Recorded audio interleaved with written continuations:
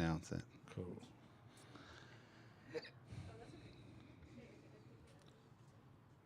All right. Here we go. What? You Here we go. Oh, there it is. Oh, we look. Oh, I Ooh, it like do look good. this. Okay, okay. Let's see. All right. Wow. Okay. Holy Damn. smoke. This almost gives off like a real serious vibe. You know what I'm saying? Whatever's discussed here might have to stay here. We're gonna. We might not be able to go live with this. This looks good. Do I have it? I don't. I got it on Messenger. I'm always out of Because focus, Leslie keeps Chad. crossing camera. I haven't Leslie, been in focus a day Leslie, in my life. you got to focus camera. Quick cross. Every time you cross, the camera gets lost. Yeah. There you go. All right. Can we quit messing with this stuff now? And can we please do the show? Let's 'Cause do it, this is please. getting I too am much. ready. I'm getting angry. Yeah, we are not broadcasting to millions. It's not that serious. We'll see. This might be the one. Huh? This might be the one that knocks it out the box. This might be the one. It's a celebration, Why are you bro. watching it? We're right here. I don't know. I should turn it. I just want to make sure it's on. You know what I'm saying? Yeah, If- don't if worry. I'm We got sharing two it. people who have just. Okay. Yes. Yes. All right, we ready to go? I'm ready. How about a prayer? Let's go. God, we acknowledge you in all your ways, and we thank you for the opportunity to be here all together. And we surrender this time to your care and control, trusting that it will find the right ears and eyes, and it will help someone. In Jesus' name, amen. Amen. Let's go. All right. Fancy studio you made here, bro. Thank you. Thank you. Really fancy. Ladies and gentlemen, welcome to another fantastic therapeutic episode of Yes. the Most High Show. Today, we're in an all-new renovated studio, thanks to Chad and his skills. Was a And, monster. And Alyssa for her skills as well. Made it happen because today's a Couple very of special day. monsters. Today, we get to share someone who's been serving and giving of her time so freely every Friday night. And in the decadent seat of service is Sarah with a capital H, Capital H for why, Christian? because she's going to hell. And Taking you with me, buddy. I didn't know. I had no idea. Oh, man. David Yo. is in the building. We have the rare appearance from the mystic Asian man himself. Every once in a while, I'll stop in. Special occasions. Special. This occasions. is. I'm happy to be here today, for real. Yes. This is awesome. And and then we did stories for a long time, and then we kind of started doing more subject matter, and every once in a while we get to do a story, and so you got the two OGs to come in here and do the story with That's you. it. Nervous. That's why we're here, Yeah. Sarah. That's why we're here. And so that's it. So welcome to the Most High Show. Yes. So the way we like to start stories is we like to start with what Wait a it's minute. like now. Should we say what's going on, though? What today is? Or do we work up to that? Well, it wasn't today. But this is the celebration is today, Yeah. right? She, I was We're hoping bringing- she would mention that. Yeah.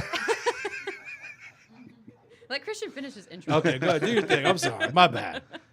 Go ahead. This is why he's got uninvited That's why. to the show. Every once in a while, sir. Every once in a while. We like to start with where you're at today. Like, what's life like today to give the audience and listeners a kind of peek into what life is like today. So, Sarah, please. Oh, life today. Well, since David's really anxious about it, I'm sorry. I have 3 years of sobriety, Yeah. which It's has a been celebration. We can get a bigger round of applause. Come on. That's 3 years in a 300 row. people here. We just hear that. Come on. Thank you. All right. Yes. Yeah. That's, Congratulations. Thank you. It's been really interesting. Like, I don't know. Like, I feel like because I also turned 25 this year, and so like that was a weird quarter life crisis in itself. And so then the 3-year sobriety thing was like another one where it was like, 25, 3 years sober. Who am I? Yeah. And so, I mean, really today has been more about like actually being able to answer that question of who am I, and exploring, who I am, what do I like, what do I want out of life, what, like getting rid of what I think I'm supposed to be, who I think people want me to be, what I think they want me to do. Yeah, life today is really fun. It's never been more full of just doing the things that I enjoy, just on my terms. What do you enjoy? Whew, man, long list of things, which didn't used to be like that. I used to get stuck on that question. Yeah. Yeah, I like to paint, write, roller skate, go on walks, go hiking, I'd like to be outside as much as possible, do makeup for fun, hang out with people, go get coffee, like literally anything Yeah. that's not at home. I just really like going out and doing things. I think it's amazing. 25, 3 years of growth. I think of like recovery as it's spiritual growth is what it is. And, it's whatever that is for you, right? It's a psychological, spiritual growth. And to be on that journey as young as you are, it's amazing because I think like what's the potentiality for the impact you're going to have on humanity as a whole in years to come if you continue on this path. It's pretty dope. It's such a marker, you know what I mean? It's such a time, in my opinion. 25, 3 years. I mean, those are like in serious times, you know what I mean? And to get there, I don't want to like, put it out there like you're a youngin or anything like that. Yeah, we made a promise to each other we were not going to. Because all it does is make us look freaking ancient when we talk. You are. Yeah, well, yeah, I know. I'm trying not to reveal the truth of that, but it's amazing, man. To experience 3 years at this time of your life, 25, and then just to be in a position to ask all those questions to yourself. I know it's probably overwhelming, to have all that kind of like filling up your ears and your headspace, but at the same time, man, it's such a blessing to be able to do that. Yeah, young, for someone to get on this path young, I think I'm seeing more people I think the room's full of people. Yeah, like man. at that stage. I love it. And it's really cool to see that. Well, I mean, these days you either get sober young or you don't because you die. So it's like, like I had that realization where it was like, I don't want to die anymore. And so if I didn't want to die, I had to get sober because I was going to. Like there was no ifs, ands, or buts about it. That was inevitable. Yeah. Yeah, that's real. That's a blessing that you game's realize. changed. That's real talk. OG, the game's changed, OG. Yeah, because I'm serious. Like to have a community. Back in the like day, this- we could just try shit out. Yeah. We just, what's this pill Now- do? I'm not sure. We could just try it. Today it might kill you. Yeah.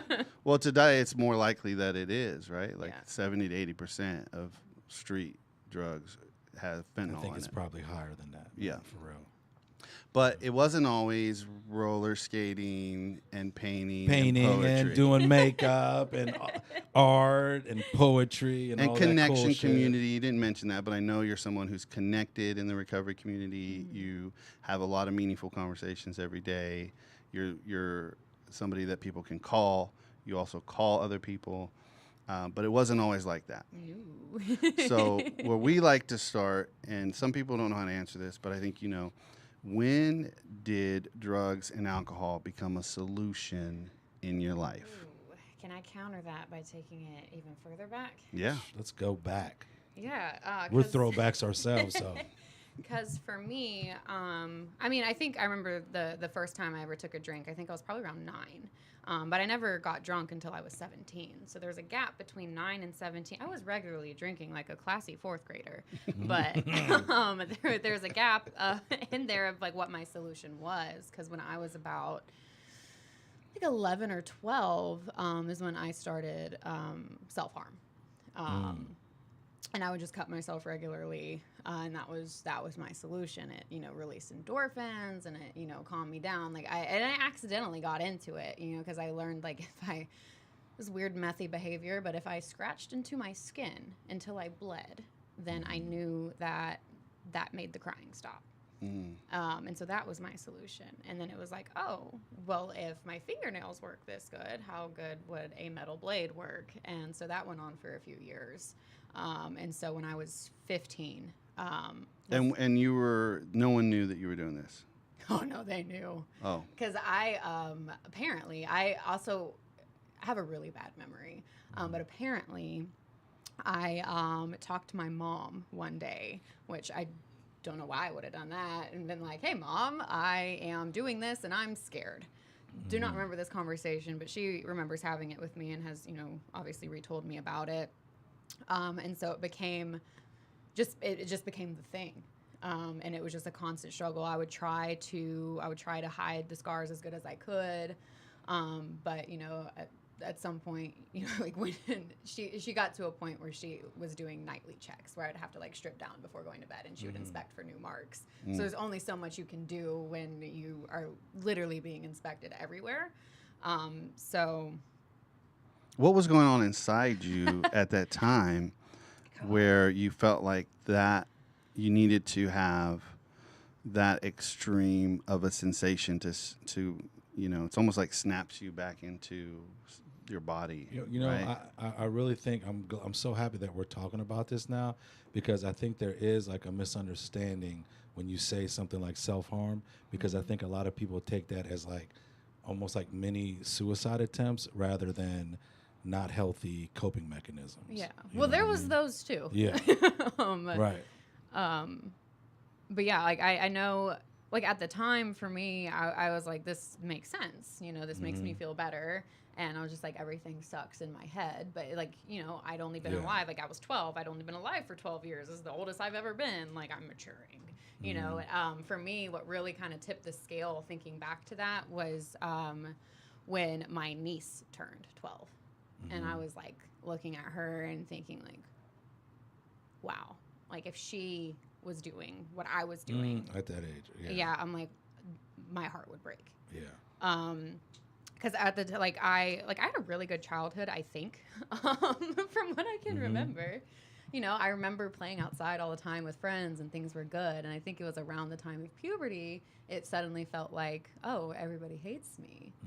I was always one of the guys, and I was like first picked to play basketball. Like, life was good, and then it wasn't. And I couldn't even tell you what happened, but I know like I was getting bullied a lot in 6th grade because kids are mean, and I was wearing thrifted clothes and it wasn't cool yet. Right. And so I just got made fun of a lot, and my parents pulled me out of public school, and so I was homeschooled for a few years. And some of the first year of being homeschooled, I was still like, people were like texting me, like telling me to kill myself and like all this sort of stuff. And I'm just like, oh, like what did I do? Why does everybody hate me? And so it just like compounded this idea that I'm worthless, because I, of course there were probably people feeding into me, but I couldn't hear them because all I heard was you all were the just people stuck on that. Yeah, there was so many people who wanted me dead, and Off I the was like, what? negative people. Why? I'm only 12. That's rough, man. That is rough, dude. Yeah. Well, I think that's I see that as a commonality in us. Like early, there's something, some people explain it like, I never fit in. I always felt like I never felt a part of. I always felt like outside of the circle, tribe. Yeah. Like, and no matter how beautiful the home tribe is or how much they tried to make it beautiful, we always felt never could quite feel a part of. Right. Yeah, it's one of those things where I feel like you are outside and there's two things happening, right? A lot of it, I believe, in many cases, I'm not taking away that bullying is real and everything that happened to you is real, right? But there's something that happens to you psychologically where you're putting yourself outside and then you justify it by everything that's happened to you in a negative way. Like so that's why you can't hear the positive. You are so hyper fixated on why do these people dislike me?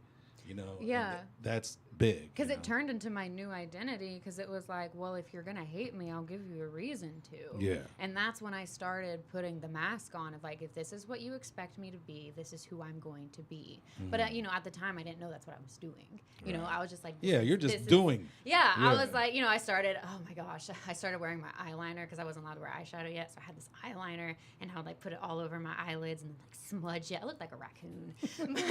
And like I was cutting my own hair and like I had like my fringe and it was all teased up and I had a beanie that I would bobby pin in place to make sure it did good things to my bangs. And I have, you know, I shopped at Hot Topic and I'm like, you know, like full emo kid by this point because I'm like, if you're not going to talk to me, fine, then you won't like my music anyway, you know. But like, did I legitimately enjoy that music? Yes. Did I legitimately enjoy dressing the way I did? Yes.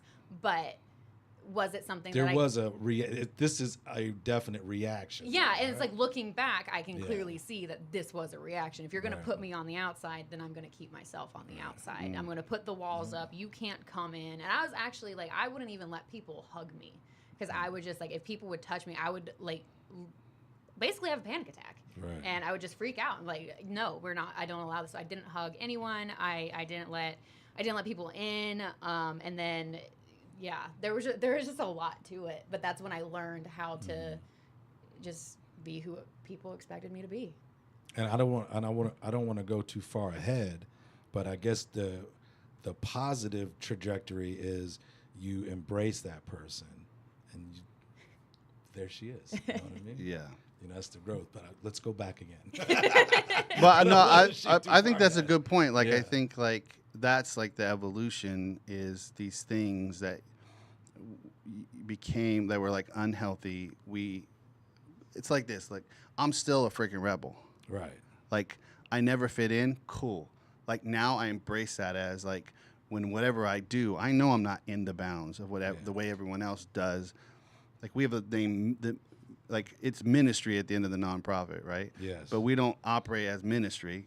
And then the people who do ministry look at us like, what are you doing? Right? So embracing the thing that set me apart is now become Your my thing. strength. That's your thing now. Right. That's what sets you in a way that you love it. Yeah. Like for me, I never, just because of the way I look, I never felt like I was a part of a crowd, unless I never got shipped to like Samoa. Right. Or nothing like that to hang out where people look like me. But that really affected my identity. I would feel like I was close, and then I still see images of people kind of like talking behind my back, like having their own conversation without me being there. And when I look back at that, I'm always questioning, did that really happen, or was that me putting myself outside of that circle just because I was so self-conscious about the way I look? But I learned to take all that and like really embrace however I look different. If I'm outside of what, I mean, I work in North Georgia.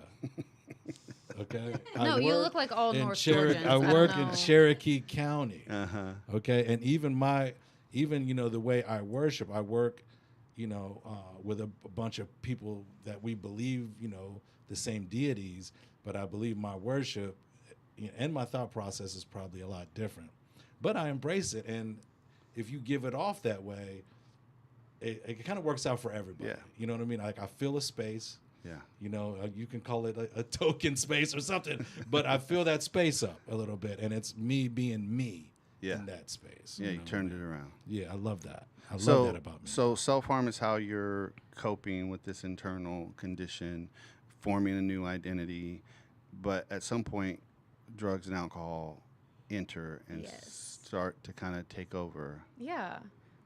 So when I stopped cutting, that was November 26, 2014. So I have 2 dates. Yeah. And so that's when I celebrate every year as well. We'll have to change the whole studio around. Another custom fit. Yeah. We'll just get blood drips. Yeah, right. Yeah, right. Oh, man. We'll just paint it red. And I'll dress up like Carrie, Right. Yeah. But that is also when, again, I never got drunk till I was 17. So I was 15 when I stopped cutting myself, but I did start drinking more regularly. Again, like a responsible, sophomore, junior in high school, I would come home, get a beer, do my math homework. That's what you do.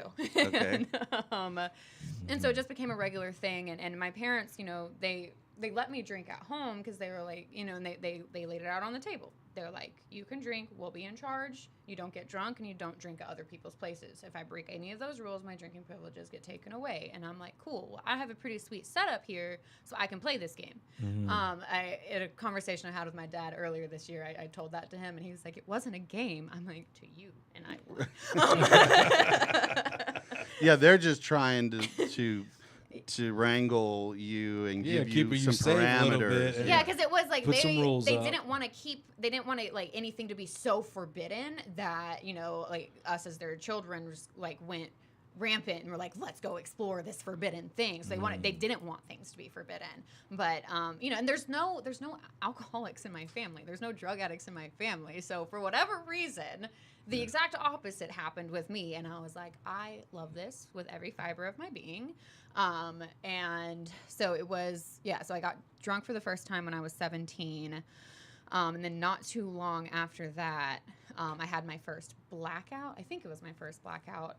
At this point, I was in my first relationship, like my first public relationship.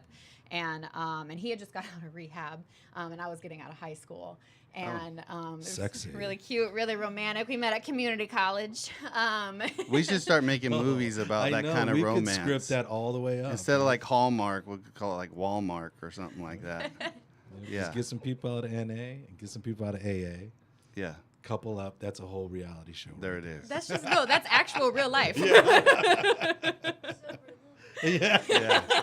Sober living. Yeah, but he had just got out of rehab, and of course, I'm an expert on every topic, and so I'm like, your parents are just being dramatic. What 19-year-old goes to rehab? Yeah. You know, today I know quite a few.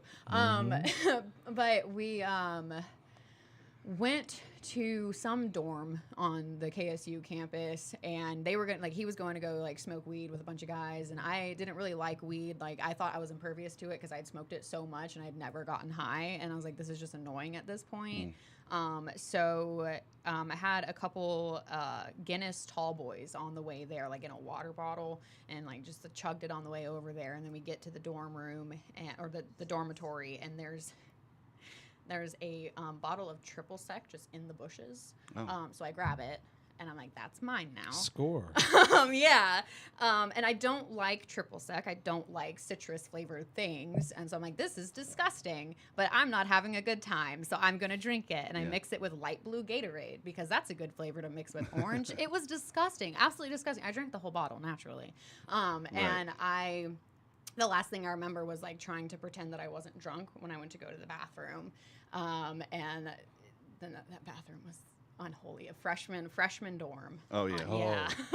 There was You like had to 15 guys. You had to be drunk That to go in freshman- there. That freshman smell. Yeah. It was so bad. It was so bad. That's what really made you black out was the bathroom.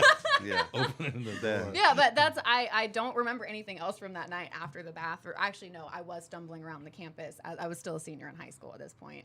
But I was 18 and moved out. You know, I lived like with roommates. And then there was a quick succession after that, because then studying for my criminal justice final. I had just gone on this new medication, and I was having crying spells, and life was miserable. And so my partner at the time looked at me, and he was like, do you want a Xanax right now? Because I'm just like crying. And I remember being offered Xanax a lot during high school. And I was like, you know what? This is a sign from the universe. I need to do Xanax. Yeah. So he leaves. Addict logic. Yeah. So he So leaves, wise. comes back. He hands me a bottle of orange juice and is like, drink this. And I was like, I don't like orange juice. Like, what the heck, man? And he's like, just drink it. So I'm like, whatever. So I drink it. And then about 30 minutes, I feel weird. And essentially what had happened was he put what he thought was Molly in this orange juice. Turned out it was meth. And so the first drug I ever did was meth in orange juice.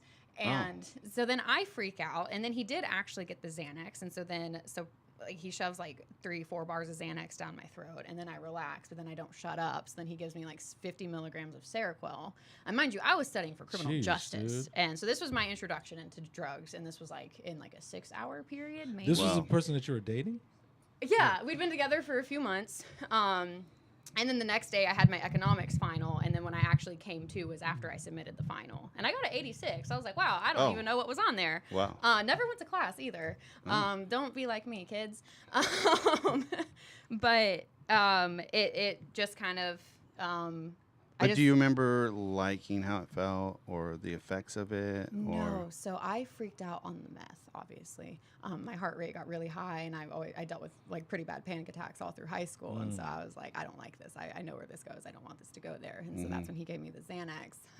But he was trying to do some things that I didn't want to do. But that was his motive behind it. Yeah. Okay. So I mean, I beat the shit out of him, and so then he put his clothes back on and went about his business. But I stayed with him. So this was like 3 months into our relationship, and I was with him for 3 years. Wow. But after that, he said he just always wanted to drug somebody, and so I'm like, oh yeah, naturally, that makes sense. Glad I could be that person for you. And then we just did a lot of drugs together that summer. That's when I did acid for the first time, was introduced to cocaine, was just drinking regularly, smoking weed every now and then like abruptly just stopped doing drugs for a few years and just drank. But how did you look at that time? Was this like do you like in motion of it, are you thinking we're just partying, or is this like... No, so I've actually never been to a party. Yeah. So I never was like, the party scene was never really like what it was. I can't even, I don't know. Like, I just liked the feeling of not being in control of my body. I liked not being able to remember the night before. And I experienced that in high school. Like I would have nights where like, I would describe it as blacking out, but without alcohol, because I would like wake up in the morning with like texts that I don't remember sending and all this sort of stuff, and I had done nothing. It was just my brain don't work good. How did the drugs and the self-harm, was there anything that both of them gave you? I guess like in their own ways they were distractions from what was going on in my head, because with the self-harm it was like, okay, well, I got to clean this up now. And then with the drugs, it just, would stop existing for a few hours. Yeah.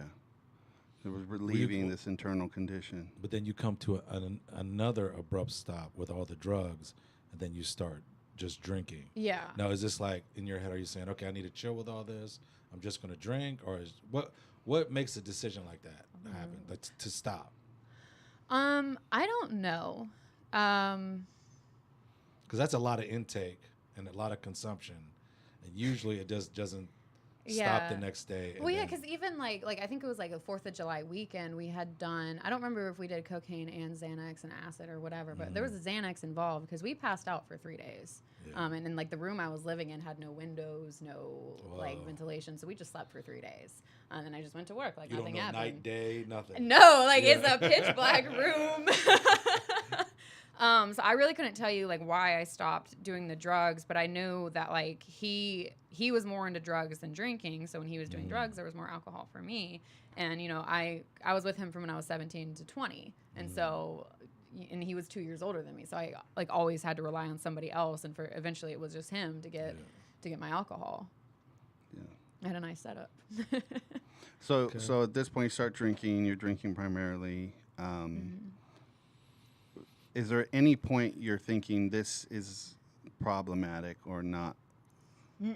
No, because he was way worse. So he had gotten comparing. Yeah, well, I didn't. Not as bad as that. Well, he got arrested a few times when we were together. Like on our 3rd anniversary, my mom took me to bail him out of jail. Because he had gotten a DUI to go get us some sushi. I was like, I don't know where the alcohol was involved, but yeah, he was just, and he was violent. So it was like for a while. I remember I told someone once that I wasn't even drinking to get drunk anymore. I was just drinking to feel normal, because like I just wouldn't be sad. I'm like, oh, my life sucks, and there's holes in the walls and the ceiling, and just nothing was great. And the cops were being called to our apartment all the time. Like next door there was a meth dealer and the coke dealer for the apartment. Downstairs was the guy that sold the weed, and then upstairs was this girl who was on bath salts and causing a ruckus. And then like in 2 buildings over was the dog fights, and it was just like, damn, where's this neighborhood? Kennesaw. It's Kennesaw? It's in Kennesaw. thought it was just a college town. I didn't know the locals Yeah. get down like that in Kennesaw. But there's something crazy. attractive about all the chaos, right? Yeah, but I didn't know that at the time. Like I was just trying to survive, and it was like, you know, like you just stick with your partner, and you know we weren't married. We were engaged at one point, you know, so I was like, I gotta stick with him, gotta ride this out. It's so weird, man. Like, you know, you describe something that, you know, you're creating and this always happens. There's a picture created that it is absolutely nuts. But at the same time, you're, you know, on the works of getting a degree.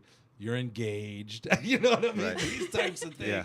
always happen in these really, really crazy arenas. I wasn't even in school. But I had started my own business, and so you know I'm full time freelance writing. I work for myself. Yeah, I'm engaged. I have this apartment with like you know like life looks good, but it's terrible. Yeah, it's horrific. But it wasn't until after I left him did I realize that maybe I had a problem because I left him right before COVID. And I turned 21 right after COVID. So I think the world shut down like March 13th. I turned 21 March 24th.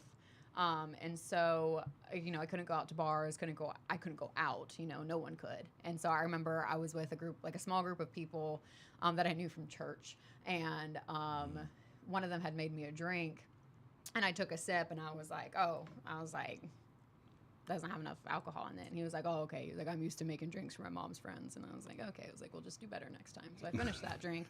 And like, we're playing a drinking game and I'm just annoyed because I'm like, I can't drink unless it applies. And like, I just want to like, give me my alcohol, please.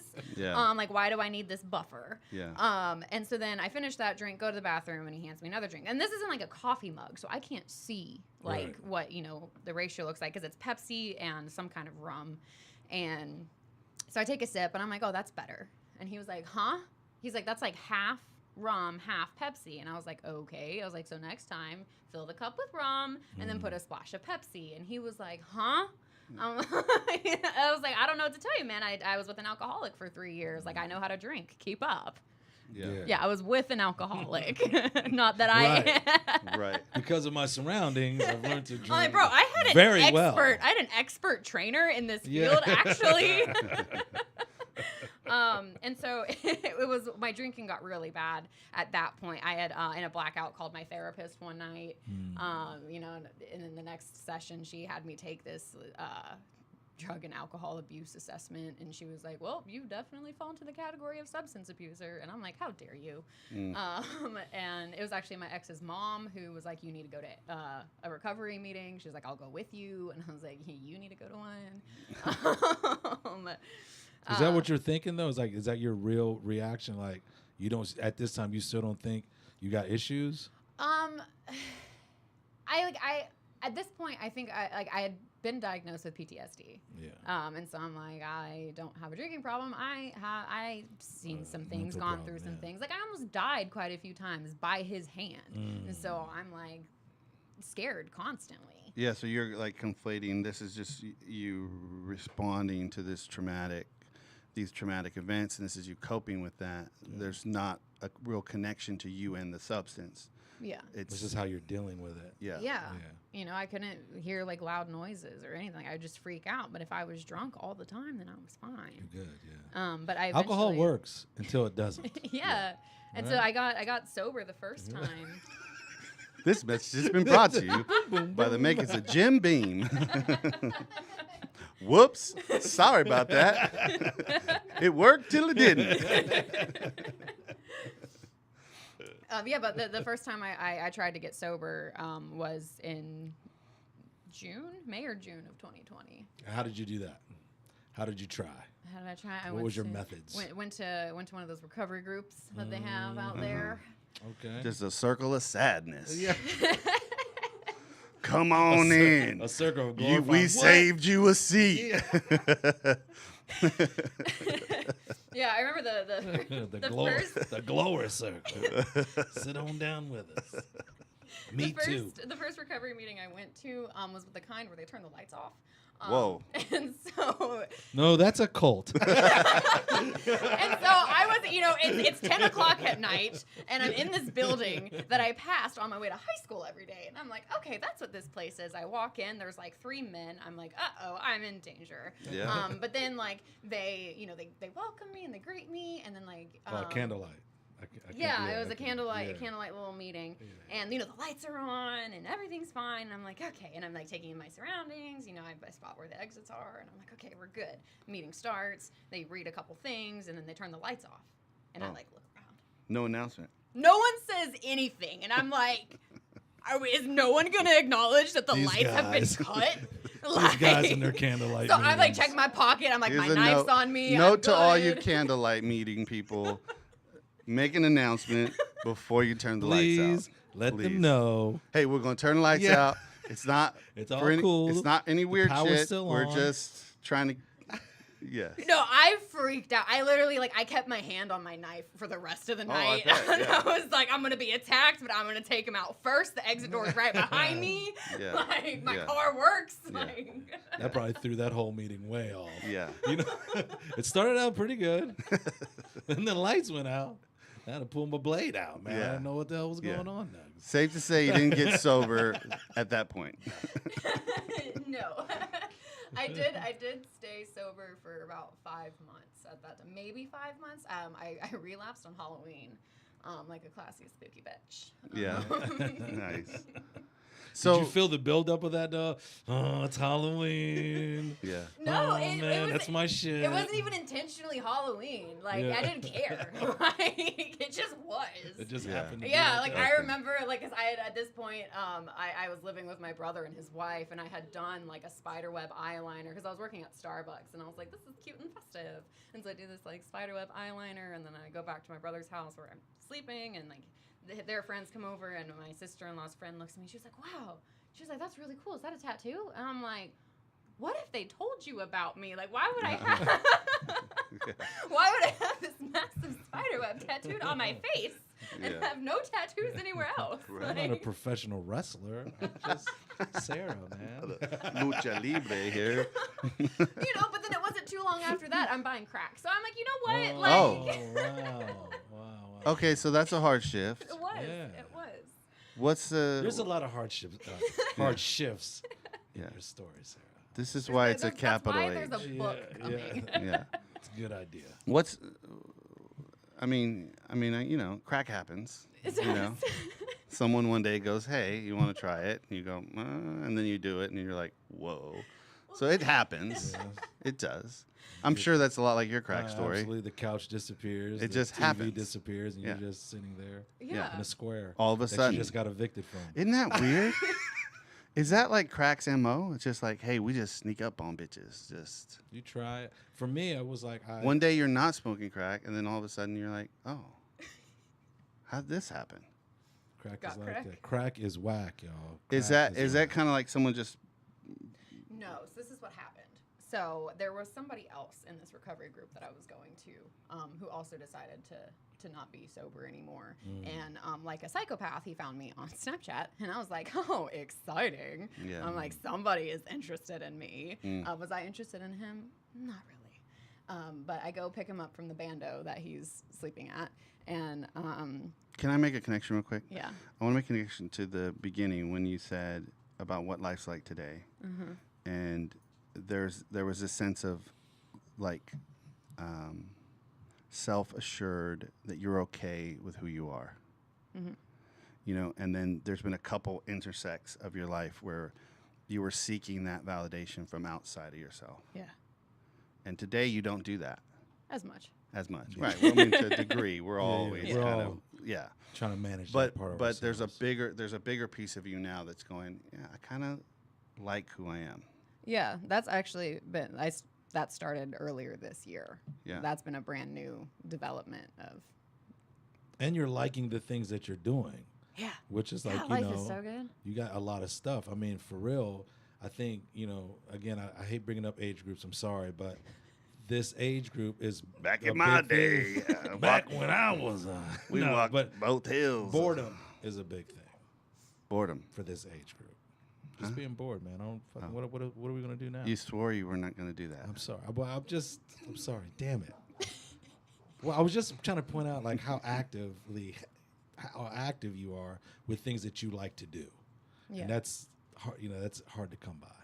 How about that, Chad? Does that sound better, Chad? I heard him laughing back. We told Chad to cut the lights. If we went a little too Uncle Grandpa in here, he had to cut the lights. I did it. But that's cool though that you're keeping yourself with stuff that you love. I have to. And I'll you go got crazy. That. Yeah, that's cool. Yeah, if I don't do that, I go crazy. I might be buying crack again, man. Yeah. For real. So Snapchat crack. No, this was Greyhound crack. Oh. Yeah, real crack. So I guess we'll just call him Snapchat. So I pick up Snapchat from this bando, like an abandoned building for anyone who had a good life. Thank you. So I pick him up, and we hang out, and it's like whatever. And then I guess we start dating. I don't know. And we get in this fight like a couple days into our relationship, and That has a lot of crack in it. no. Oh, So we're okay. having this fight because there is no crack in it. And I don't know if he. Sorry. I don't remember if it was that. This is the point of the show when all the normies are like, what the fuck?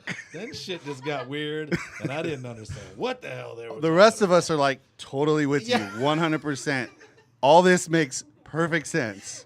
All the crack is gone. Yeah. And the problems start. Leslie's I took get her it. her earphones out and went, what is going on? So Yeah. I honestly think looking back that he wanted weed or something stupid, and so we're having this fight because I'm like, no, you're an addict, like I'm good, you're an addict, and so we're just having this fight, and I'm like, fine, whatever, you want crack, I'll get you crack, and so we go and we get crack. Yeah. And I don't smoke it, but I do steal some aluminum foil and fashion a pipe for him to smoke it in my car. Right. Because I'm a romantic. Yeah. Look what I made for you. Because I love you. Yeah. It's like this. Nothing says love like a tinfoil crack pipe. It's gonna hold the heat like a champ. You're not gonna burn your I fingers. or your lips. double wrap Yeah. the handle. You're I good. got you. You're good. I put a lot of thought into this fucking My guy. Reynolds wrap crack stack. Extra heavy duty Reynolds wrap for you, baby. All right. But yeah, so. And that just kind of became the theme of the relationship because we fought all the time, every day, just screaming at each other. It was really, I gave up a place to stay. Like I was living with my brother and his wife, but they're not stupid. So they know what, You know what's happening. Yeah. they know what drugs smell like. They don't kick Yeah. me out of the house or anything, But they're on your ass about it, maybe? no, they're just kind of like, what are you doing? They're like, you smell Suspicious. funny. I'm like, it's Atlanta. What do you mean? Like, I just smell like Atlanta. And brother's like, not this street. This street don't smell like that. Right. And so that's when I started just sleeping in my car because I'm like, too many questions are happening.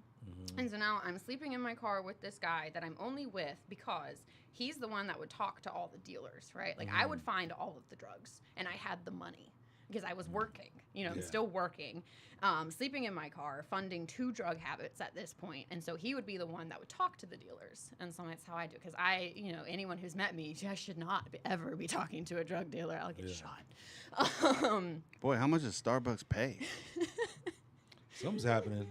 Yeah. I gotta Something's need to go going get on. a There's job. You make a couple frappes, all of a sudden an accumulation of drugs just appear. Yeah. Damn. Barista's got to go Balling on this. I had no idea. Dude, it was so we do lots of drugs together, and like we go through our gymnastics together. Like if it's a psychedelic, it doesn't count. That's not a real drug. Right. And so we're doing drugs every night, and I work at 5 a.m. every day. And so there's times I'm going to work and I would never use before work. That was one of my lines. However, if I hadn't gone to sleep, Right, if you're not sleeping, if I hadn't gone to sleep, the day's not over. So it don't matter if we're doing this at 12 a.m., 1 Yeah. a.m., and I have to be to work at a couple of hours. I haven't gone to bed yet. And so I would be in like the drive-through taking orders. My hands are floating, and I'm like, and then like my supervisor would be like, wow, you're doing really good today. I'm like, are you being sarcastic? Like, what is happening right now? And for anyone who thinks like that sounds fun, it's not fun. It's really hard. It was Yeah, to awful. do a whole day of work with no sleep Oh yeah. on stimulants and psychedelics. Yeah. That's a bummer, dude. I remember those days. Yeah. I thought Way I back thought I in cracked the code when I 1955. did. Chad, turn the lights off. I thought I thought I cracked the code when I did cocaine at night and Adderall during the day. Yeah. Oh, I figured it out. That way I can just continually go. And there's these moments in that, right, where you just kind of like go, but you can't not keep doing it. Yeah. Like, you got to keep showing. You got to work, Right, you because gotta if you work. don't work, you're not gonna get paid. You can't get high, and so it's this very vicious, horrible cycle at that point. If you're not sleeping, like you say, you're not sleeping. I mean, you're in psychosis, man. Like you're Yeah. absolutely crazy Yeah. during those times. You know what I mean? Yeah, well, that's what the Xanax was Yeah. for. You Oh, know? Then yeah. you go into a Responsible. blackout. Right. Yes. Yeah, well, see, and then there's so many stories from that period I could share, but the defining moment there was we had this like rule, because I drove on everything. If I was on something, I'd be driving because I'm good at it. But he was better at it than me, right? So if he was less fucked up than I was, then he was going to be the one driving. And so that's how I lost my Forerunner, because he was taking me to work, because we had both done Xanax the night before, and he was taking me to work, and I don't know, I'm still in a Xanax blackout at this point. What I come to at the point in time I come to, there's an officer knocking on my window, and the first thing he asked me, he's like, are you on drugs? And I said, no. And he said, you haven't taken any drugs today? And I said, not today. And I had like this big blood spot on my jeans, and he was like, well, what's that? And I was like, I cut myself shaving. I'm not good at it.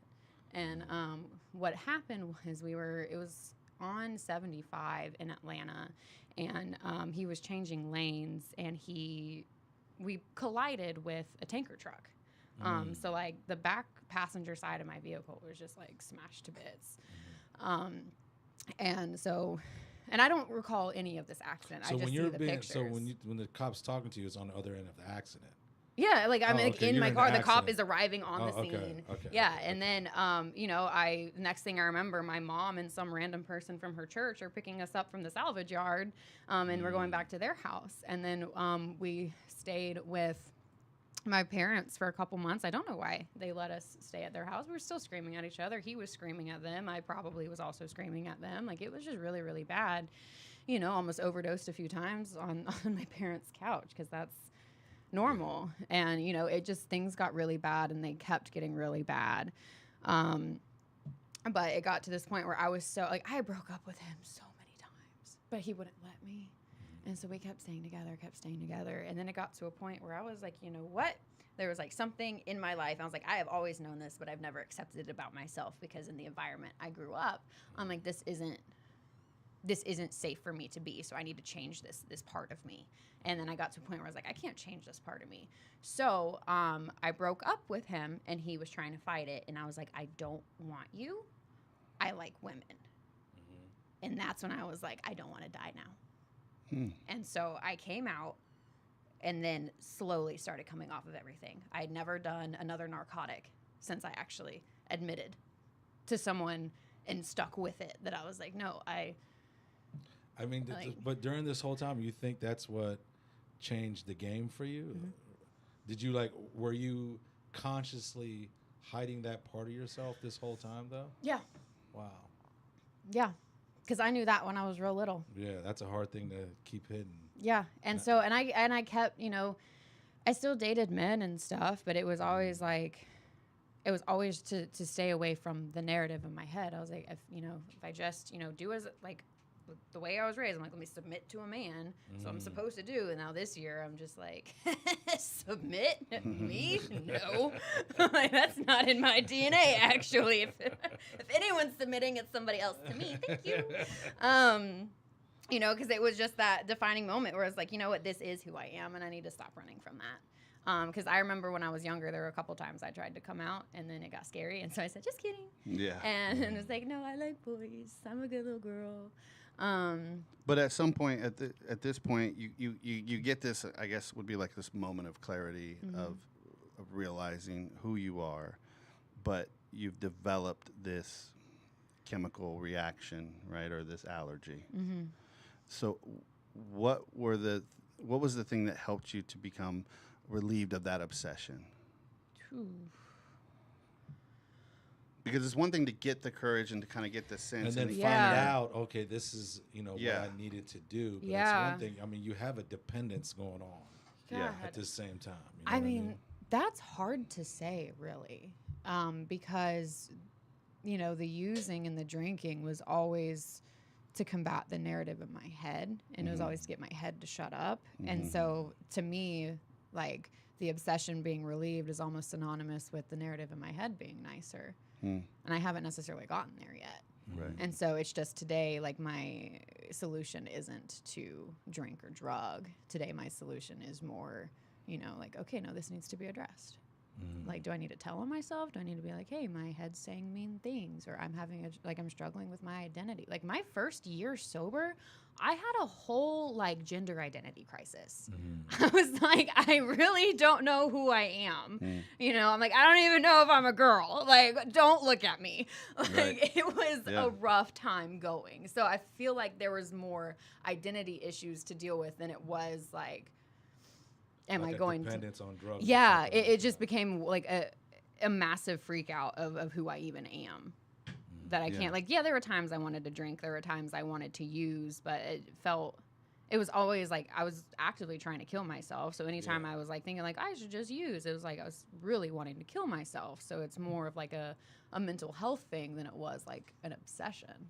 Yeah. I think that's the way, in some way or another, it's always something to do with your emotional and mental health. The substance is just a substance. It's just Yeah. a coping mechanism. But I mean, anything you do a lot of, you become dependent on it, and some things are more, have a more of an addictive factor to you, or it's hard to shake. Did you go to like a treatment or? No, I didn't, because I didn't know of any resources. So I remember I did call the state substance abuse hotline because I don't How'd that remember. work? They never called me back. I know. Damn They it. never called me back. Substance abuse hotlines. Come on. Like I don't know what hotline that I called, but I remember I called and I was like honest for the first time in my life about like my mental health, and I was just like, all the things I'd been ashamed to admit about what actually goes on. I was like, I was like, you know what? If y'all take me, y'all take me. And so they dispatched mobile crisis, and then they got me connected with a government-funded outpatient center, and that's where I did a really, really shitty IOP. But it got me connected back into recovery groups. Yeah. And so I didn't do an official treatment thing or anything. I didn't know there was options with not having insurance. So I just did what I knew how to do and found a recovery group. And What got you to the right spot, it looks like, right? yeah. Wasn't the best, pathway, but you got to where you needed Yeah. to go. I kind of took, I went through the mud Yeah. and I was like, like I still got there. It took a little bit longer, but I'm here. I'm hearing like the themes of like the self acceptance, and I think like for me it took a long time for self acceptance, like a lot of sobriety of that inner, to finally just realize I am who I am, right? Right. Well, it's pretty definitive too. Like a lot of stories. I mean, this is a fast story, so there's a ton of pieces that I would love to talk about more. You know what I mean? Like, these abrupt stops and dig into that more. But for real, just from listening to what you said, it starts, with becoming like insecure about who you are as a person, right? Some people say negative things to you, and it deeply affects you in that part of your developing. Yeah. You're 12 and people are saying really mean, shitty things, and then the internet is like clowning it, and you can't see nothing else but like this negative image that you're seeing about yourself. So you go to different avenues to try to either cope or just like rebel. You know what I'm saying? Like, I'm going to dress this way because if you're going to treat me like a freak, I'm going to be a freak. Yeah. And I'm going to, that's how I'm going to look, So that whole journey, is a definite journey of like not fitting in. That's what it is, man. Yeah. When you don't fit in, and at certain times of your life, the resentment, the hurt, the insecurities, the sadness, all that kind of stuff, it marinates, unless you can find somebody, that communicates with you and it makes sense to you to say, this shit here, what you're doing is crazy. You know what I'm saying? Like crack fights, beautiful presence of aluminum pipes. Yeah. You know what I'm saying? And this is, that thought process is wacko, bro. We got to stop this. You know what I mean? We got to stop. Yeah. And when somebody tells you that in a way that you get it, and you come to the realization of that, I want to be me and I'm going to say it out loud. Yeah. That's probably very empowering. Yeah. And I mean, that's what like this year has been really dedicated to, it just like I stopped running from myself. Yeah. And it's like almost feel like I'm coming in for a landing, or it's like, oh, that's beautiful, man. Like it's like, do I not Yeah. like these things? Like, have these things been just statements this whole time? Like like the way I dress, like it's always been influenced by Right. what people say to me, whether they expect me to be more hardcore, they expect me, or they expect me to be softer, and they don't like when I'm hardcore, and I'm like, Right. whatever you want, I'll be. Yeah. And so getting to this point now where it's like, I am what I want. And if you can take that or leave that, which is scary. Like, it is not easy to do that. I still struggle with it. Like, it's very hard. When you feel awkward in a place and something's pushing you to like kind of give in and like, be that, Yeah. it might even look easier. But when if you're able to stand in your ground in those times, it's really difficult. Yeah. Do you feel like there's like, I know for me, like there was a point when I didn't even know that I could want something, or like I feel like so much of my life was about the shoulds, and I should be this way and I should be that way. And do you feel like now you're able to embrace, beyond just sexuality or relationships, but are there other parts of yourself that you're going, yeah, no, I don't like that. Like I don't like citrus, or are there other things about you that you're going, this is who I am, and now for the first time you're able to embrace these other aspects of yourself? Yeah.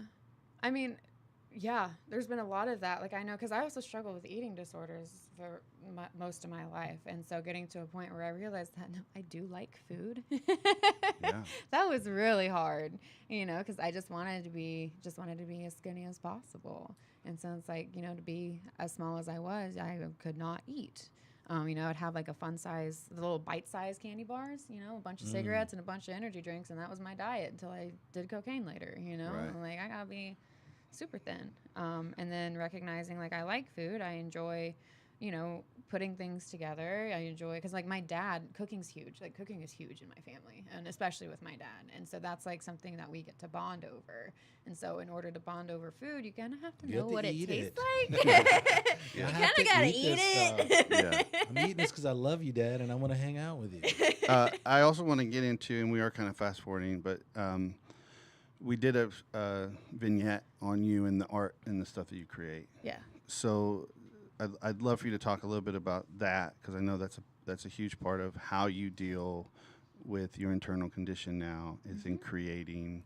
And what's been different about that now in this year and how you create? I know you just started sharing your art. Yeah. I guess what's been different,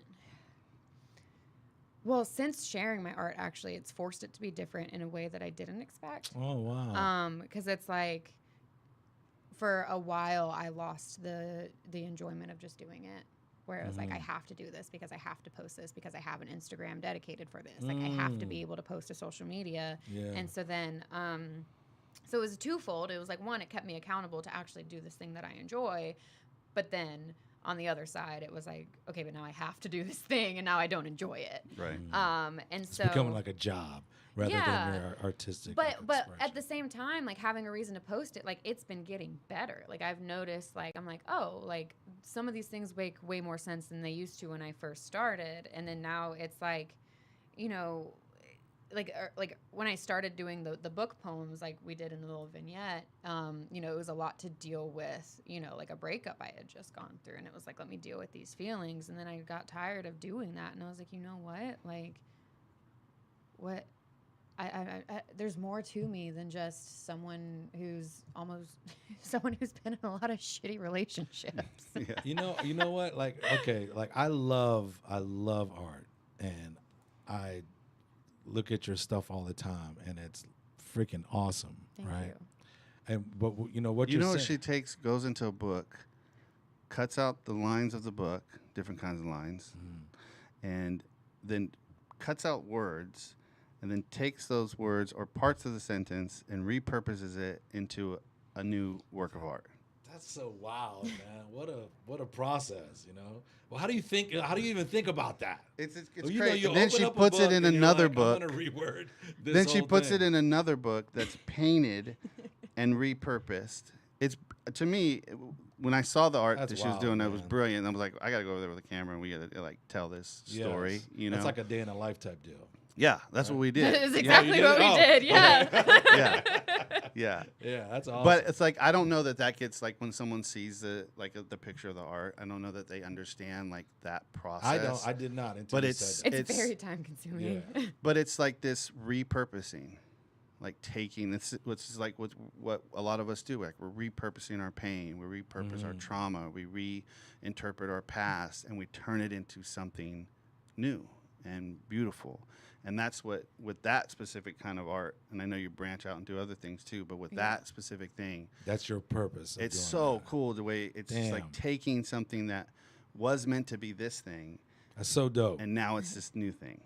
Yeah. So when That's pretty cool. if anyone sees the art, that's what's going into it. It's really brilliant, I think. That's amazing, man. Thank you. I love it. I'm trying to get you to blush, but no one would know. With the, No, that's amazing, man. You know, I think we had a conversation a while ago, and this is like all stems from my ignorance of this, right? And I know art is subjective, but when I was looking at your art and then we were having a conversation and you were like, fucking yellow? None of my shit to be yellow. I want yellow. And I was thinking in my head, so in my head I'm thinking, you know, the art that you portray, you know, from my ignorant eyes, I'm interpreting as like you kind of expressing not so good times or like, you know, I think of like fear or being scared at one time and trying to put that out there. And I don't know, do you think there's ever a chance of like yellow? So crazy you ask, because it I think wasn't. there's some yellow just got released. Oh, No, really? it wasn't Oh. yellow. However, it was bright pink Okay. and green. Oh, okay. How How did that feel? So it was a lot of fun. Yeah. Because what happened was, this is where I found myself getting, is that I'm not so overwhelmed by whatever emotion that I'm feeling that I just Yeah. need to get it out. And so Right. this week, I'm like, you know, with the regular group of people that I'll paint with, and then I'm like, I'm not pissed at anybody. I'm actually kind of in a good mood. Like, what am I supposed to do with Yeah. this? And so I had just heard the song that day. It was called Avocado. Okay. And the first line of the song says, I'm the fucking king of purity. And I'm like, I love that. I love everything about that. I must paint this. So I did. And so I did a bright pink and I did a little avocado that was Oh, dude, suggestive, timing. might look like a Oh, body part. That's and an then, avocado. Oh, Yeah, it was actually Shrek's tit. Yeah. it wasn't given avocado. That's all I'm saying. And so it was just silly. I had to and put my fun. Active, I had to bro. put my phone in not safe for work mode. I wasn't sure where we were going with it. But that's Now I'm gonna crazy. look at That's avocados really very awesome. differently. Yeah. I'm be like up in that avocado aisle, like yeah. Uh-huh. Look up in these avocados. Do you even know what you Do mean? you even know what you mean?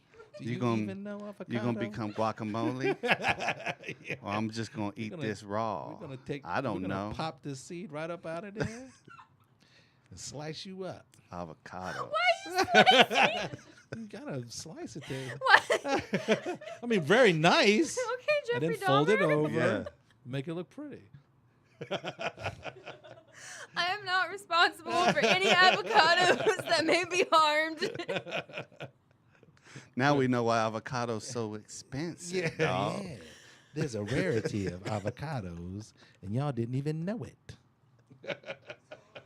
Okay, as we come in for the landing, I'm sorry, I took folks. us on that. That was. Oh, nice. did you have to hold your Sorry. Get a hold of myself.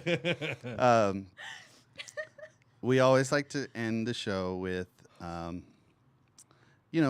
the person who might be watching or listening, who might be, caught in this, so many different angles of trauma, abuse, pain, coping, trying to find a reason to live. Yeah. And maybe actually getting to a point where you are now where, shit, you might actually be enjoying life. And someone might be on that edge of, like, there's no way I'm ever going to get there. What would you say to that person who might be listening or watching? Oh, God. I would say a lot to that person. Is there a camera you want me to look at? Yes, that please. one. Oh, God. I would say find that piece of you that you're having a hard time accepting, whether it's the way you look or a certain thing about your personality or, something that goes against how you were raised. What's that one thing you're having a hard time accepting about yourself? Learn how to at least acknowledge it exists and stop trying to change who you are. Because in my experience, when you stop trying to change who you are, the desire to wake up in the morning gets a little bit stronger every day. Boom. I don't even want to say anything. I might cry. So I'm man. trying to not say nothing. Coming all up in my feels over that, man. That's real. That is real talk. That is great information to give people. And that's your story, man. There it is. Part of it, man. Yes. That's a saga. I know we got to do a part 2 sooner or later.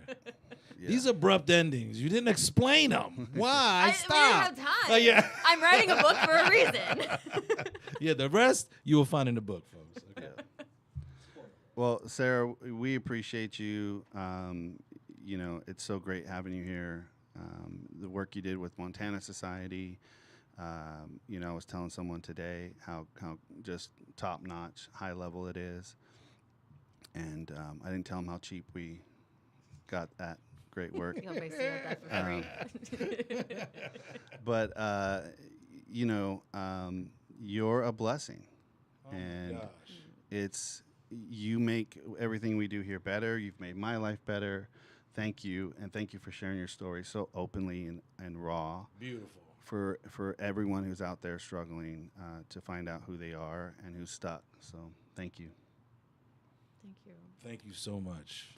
And thank you to all the donors, supporters. Thank you Yeah, for the crew hanging out with us. This has been another amazing episode people. of the Most High Show.